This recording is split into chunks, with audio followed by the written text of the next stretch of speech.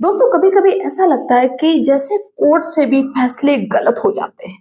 Court भी गलत न्याय कर देता है। अब आप ये कहेंगे ऐसा कैसे।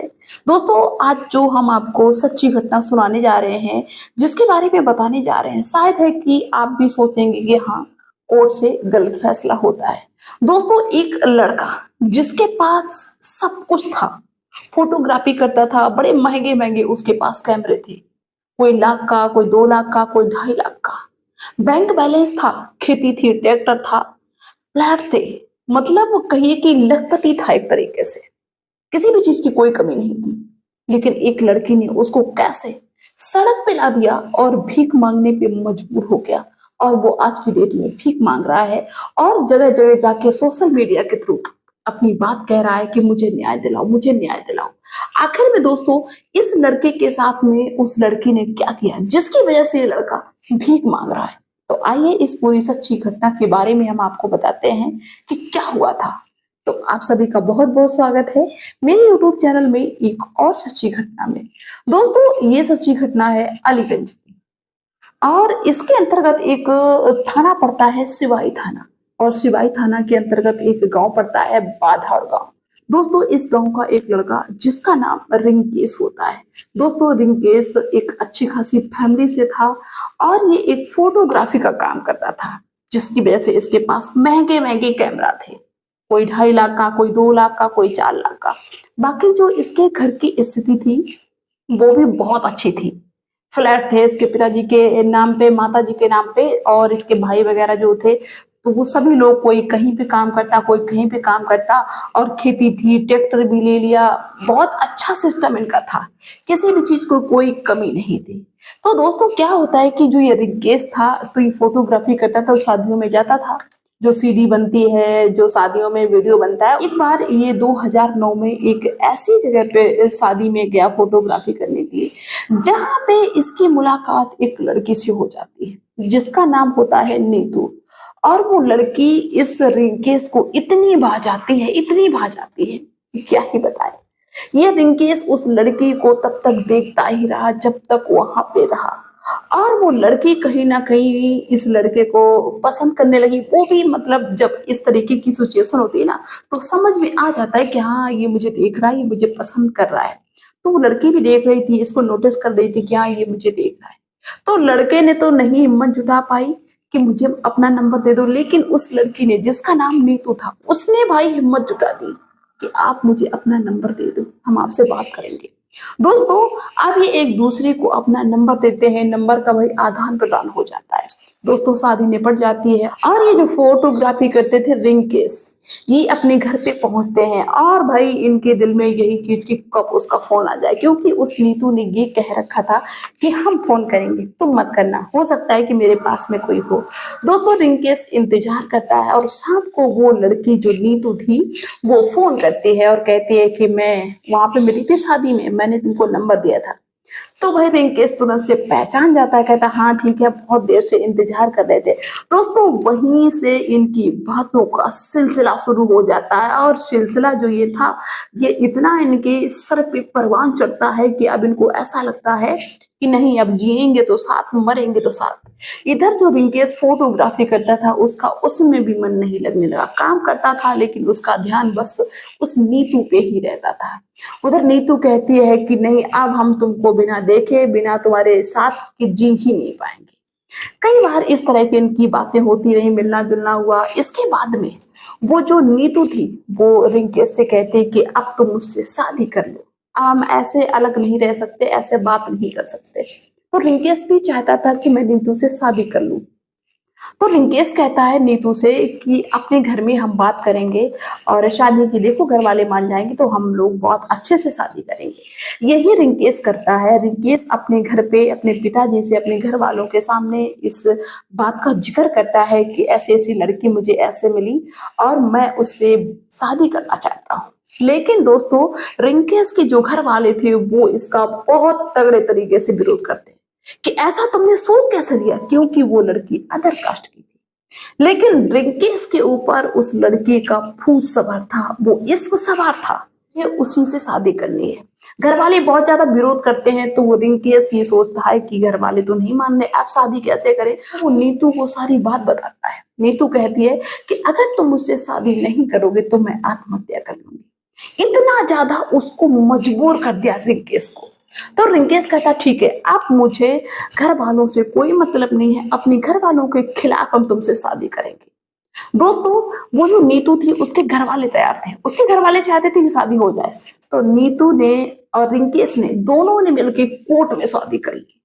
जब दोस्तों कोर्ट से शादी कर ली, इसके बाद में क्या होता है कि रिंकेश उसको शादी करके अपने साथ में ले जाता है। रिंकेश को ये लग रहा था कि अभी घर वाले नहीं मान रहे थे, लेकिन अब मैंने शादी कर ली, अब तो मान ही जाएंगे। उसको जब अपने साथ में ले जाता है दुल्हन बना के, और भाई जैसे ही अपने घर पे पहुंचता है और घर पे बताता है कि मैंने इससे शादी कर ली, और उधर वो एकदम सजी हुई दुल्हन की तरह खड़ी है, तो घर वालों ने आओ देखा ना ताओ, उस पे लाठी डंडे बरसाना शुरू कर दिया। दोस्तों उसको वहां से आनन फानन में भागना पड़ा। घर वालों ने टिकने नहीं दिया। उसके पिताजी ने कहा कि तेरा कोई अधिकार नहीं है इस घर पे, मैं अपनी जायदाद से तुझको बेदखल कर रहा हूं। दोस्तों इस रिंकेश को दबे पांव वहां से भागना पड़ा। ऊपर से मार भी बहुत ज्यादा पड़ गई। अब क्या होता है कि उस समय तो भाई वो जो नीतू थी बहुत ज्यादा चाहती थी, वो कहती है कि चलो तुम्हारे घर वालों ने तुम्हारा साथ नहीं दिया, लेकिन अब हम तुमको अपने घर पे रखेंगे चल के, क्योंकि उसके घर वाले राजी थे कि हम शादी करेंगे। तो ये रिंकेश पहुंच जाता है अपनी ससुराल और वहीं पे भैया रहने लगता है। वैसे ही सिलसिला 2009 से शुरू हुआ था और 12 में इन्होंने शादी कर ली।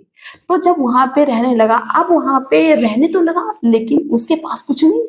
जो भी खेती बाती, जो भी फोटोग्राफी के लिए वो कैमरे वगैरह थे, जो भी चीजें थी वो तो सब वहीं पे छूट गई। अब केवल कौन बचा? रिंकेश बचा। कोई उसके पास कैमरा भी नहीं। अब दोस्तों क्या होता है कि जो नीतू थी बहुत साथ दिलाती कि कोई बात नहीं, हम लोग साथ में अपनी जिंदगी अच्छे से गुजारेंगे ऐसा, क्योंकि शुरुआत में यही लगता है। कुछ दिन तक तो ये समय यूं ही कटा। इसके बाद में रिंकेश ने जैसे तैसे करके एक कैमरा लिया और उसके थ्रू अपनी वो जो फोटोग्राफी का काम था वो शुरू कर दिया। ये बच्चे भी हो जाते हैं, अब खर्चा परिवार का बढ़ने लगा। कमाता सिर्फ वही फोटोग्राफी से, और फोटोग्राफी का काम भी जरूरी नहीं कि हर वक्त चलता ही रहे। ये स्थिति बिल्कुल भी अच्छी नहीं रही। और जब नीतू ने ये देखा कि भाई अब तो इसके पास कुछ है ही नहीं, पहले इसके पास बहुत कुछ था और जब सब कुछ था तो ये अच्छा भी लगता था, अब भाई उसके पास जिम्मेदारियां आ गई, परेशानी आ गई, तो अब उसके सारी शरीर की भी स्थिति खराब होने लगी। अब नीतू को वो आदमी जो रिंकेश था फूटी आंख निभाने लगा, और नीतू ने रिश्ता अपना लिया किसी और आदमी से जो उसको पैसा देता, उसका खर्चा चलाता, और वही उसको पसंद आने लगा नीतू को। जब दूसरा आदमी जिंदगी में एंटर कर जाए ना, फिर अपना आदमी कितना भी अच्छा हो वो बुरा ही लगता है। अब नीतू कहती है इस अपने पति से, रिंकेश से, कि तू यहाँ से निकल जा। अपने मायके से भगाने लगी। जब वो नहीं भागता, कहता कि मैं कहाँ जाऊं, मेरे पास कुछ है नहीं, मेरे पिताजी ने तो सब कुछ छीन लिया है, मुझे कुछ नहीं देंगे, बेदखल कर दिया, अब हम कहाँ जाए, हम कहीं नहीं जा सकते। दोस्तों नीतू ने अपने पति रिंकेश को वहां पे मार के भगा दिया, और इसके बाद में तब भी उसको तसल्ली नहीं हुई, पूरे घर वालों पे मुकदमा दर्ज करवा दिया। जो घर वाले बिल्कुल शादी के खिलाफ थे उनके पर मुकदमा लगवा दिया कि इन्होंने मुझे मारा, घर से निकाला, मतलब वो कह नहीं महिला उत्पीड़न वाला केस लगवा दिया। अब पूरा घर परेशान कि अरे हम तो पहले ही मना कर रहे थे कि इससे शादी न कर, घर वाले सफाई देते हैं पुलिस को खिसाफ, हम तो इन सब में इन्वॉल्व ही नहीं, इसने अपनी मर्जी से शादी की और वो हमसे दूर रहती, इसने मुझे क्यों फंसाया। तो भाई जो रिंकेश के भाई थे, पिता थे, वो बहुत ज्यादा टेंशन करते हैं कि ये क्या हो गया, हम तो दूर हैं फिर भी देखो मेरे पास सबूत है, लेकिन ये नहीं मान रहे। दोस्तों नहीं, कोई नहीं मानता, उन पे केस लग जाता है, जिसके चलते अब भाई जो थे वो पिताजी से बिगड़ जाते कि जो इसके हिस्से की जमीन है तो वो सब बेचो, और बेच बेच के सारी ये जो मुकदमा इसने लगाए इसको खत्म करो। दोस्तों पिताजी उनके सामने भी मजबूरी थी, क्योंकि कहीं ना कहीं बेदखल तो कर ही दिया था, लेकिन फिर भी जब अपना बेटा होता है कुछ ना कुछ सोच ही लेते हैं कि कोई बात नहीं, चलो थोड़ी बहुत जमीन दे दें। लेकिन जब वो मजबूर हो गए तो पिताजी ने उसके हिस्से की सारी जमीन बेच दी, क्योंकि पिताजी के नाम थी। सारी जमीन बेच के इसके बाद में जो भी तारीखें पड़ती थी, जो भी पैसा जिसको लेना देना, क्योंकि मुकदमा जला जब सिस्टम हो जाता है ना, तो फिर कहीं इस वकील को दो, कहीं उस वकील को दो, यही चलता रहता है, फिर बहुत पैसे की बर्बादी होती है। अब जाके कहीं ये मुकदमा खत्म होते हैं भाई।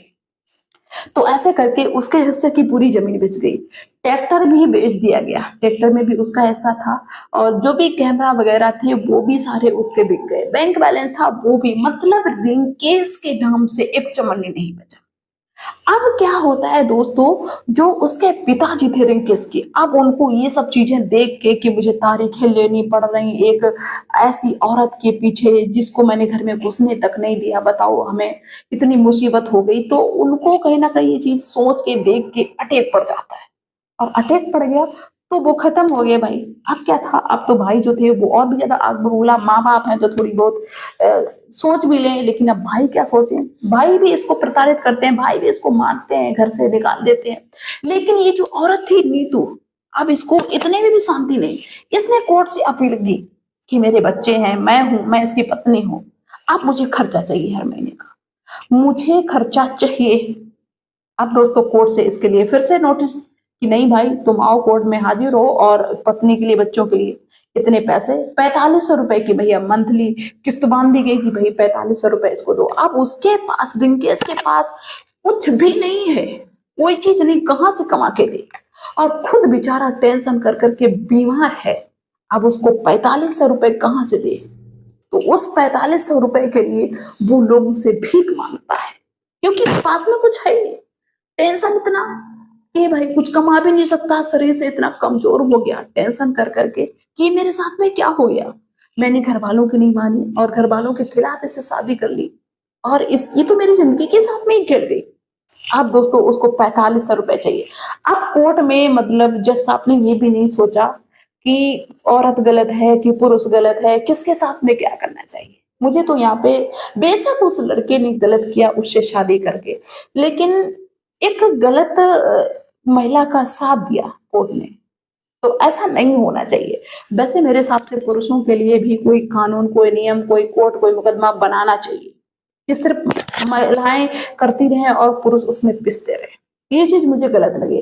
बाकी आप लोगों की क्या राय है इसके बारे में, इसमें गलत कौन है, आपकी नजर से कौन गलत लग रहा है, तो उसके बारे में मुझे कमेंट्स के थ्रू जरूर बताना। और दोस्तों आज के डेट में वो रिंकेश सोशल मीडिया का सहारा लेते घूम रहा है कि कोई मेरी हेल्प करो, कोई मेरी मदद करो, हम बहुत मुसीबत में फंस चुके हैं। और दोस्तों अब उसकी मदद कौन करता है, कैसे क्या होगा, वो तो आगे की बात है, लेकिन वो बेचारा भटक रहा है अभी सोशल मीडिया के सामने। तो ऐसा दोस्तों नहीं करना चाहिए, और ये हम आप सभी को इसलिए बता रहे हैं कि किसी के भी साथ में हो सकता है। तो सभी मेरे भाई और बहनों से कहना है कि किसी भी रिश्ते में बंधने से पहले 100 बार सोचो, जल्दबाजी में कोई काम ना करो, प्यार मोहब्बत से निकल के भी सोचो कि इसके आगे फिर क्या होगा, आगे क्या हो सकता है।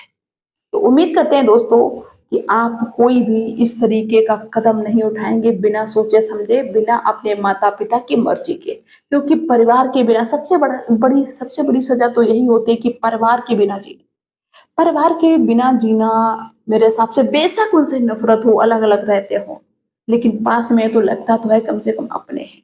तो चलिए दोस्तों मिलते हैं नेक्स्ट वीडियो में, नेक्स्ट डे, तब तक के लिए बाय सभी को।